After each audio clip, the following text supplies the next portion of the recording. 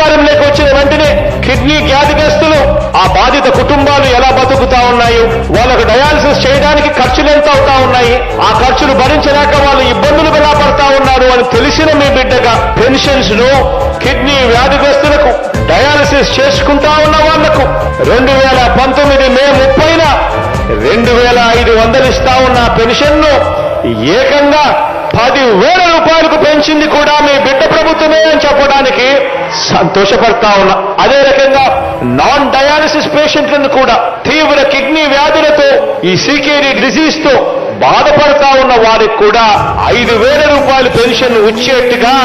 చేసింది కూడా మనందరి ప్రభుత్వమే అని చెప్పడానికి కూడా గర్వపడతా ఉన్నా. వచ్చిన తేదీ నుంచి ప్రతి నెల ఈ 13,143 మందికి ఇచ్చే పెన్షన్లు సొమ్మే నెలకు 12,54,00,000 రూపాయల నెలకు ఖర్చు చేస్తా ఉన్నా.